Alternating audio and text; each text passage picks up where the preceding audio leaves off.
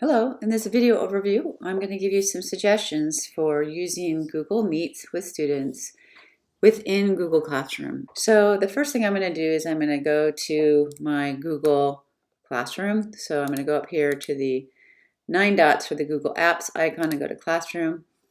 And I'm just going to go ahead and go to this particular classroom that I have right now. This is just a fake classroom.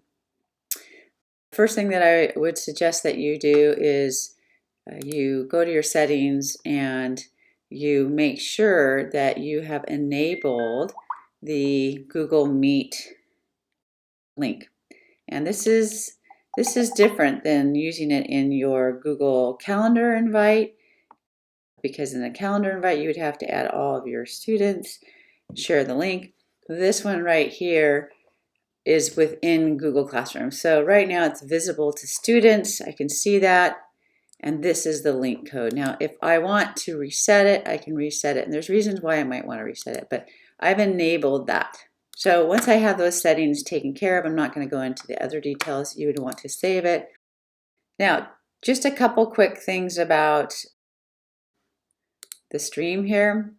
Up here, this is the class code. Normally, you would have students use this code, and if I click on that little kind of square, it will show you the class code. So if you're doing a Google Hangout and somebody for some reason isn't in your classroom, you can show that. You can copy the link. You can send it to them. There's lots of different ways. But I believe we are going to try to use Synergy, our student information system, to pre-populate your Google Classrooms. And so what that means is inside a Google Classroom, we will have already set up your classrooms and your students will be in there. So there's no reason that they should need this code unless there's a glitch in there, but know that that's there. Also know that as kids go leave and come, in your classroom, this will automatically populate the people that are in your classroom. So just be aware of it. Also notice, because you said that you want to display the Meet link in your Google Classroom, it is here. And so all the students would need to do is to click on this. All right. Now some new features are coming, so I'm going to turn that off for a second and they would join. One thing you need to know about going to Google Meet, it's not Hangout anymore, Google Meet. I'm going to just go ahead and leave this. Is that if you use Google Classroom Meet link, they can't join unless you are there. All right. So let's go to Safari and let's go to Google and let me sign in as a student. What I'm going to see in there is all the Google Classrooms that my teacher has. Can I join the Meet? And you can see as a student, it's right there. So this is awesome. So I can click on it, but it says, hey, you can't create a meeting for yourself. Contact your return. Okay, I can't go in there. But let's close that window. Let's say that the teacher has gone in and the teacher has joined. So there they are. I'm going to close that.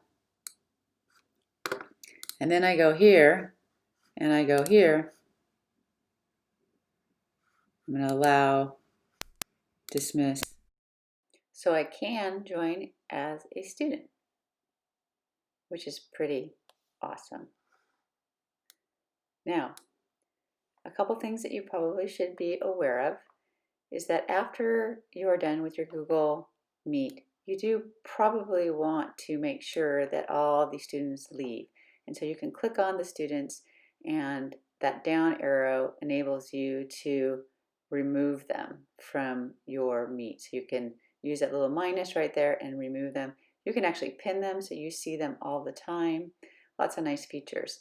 There are going to be some nice new features in Google Meet in September and October where you can have everybody leave the room. And it's important that everybody leaves the room before you do, because there's about a 30-second delay where kids can still kind of be in the room without you and be doing goofy things. So, best practices is to have every student leave the room. If they don't leave, just force them to leave.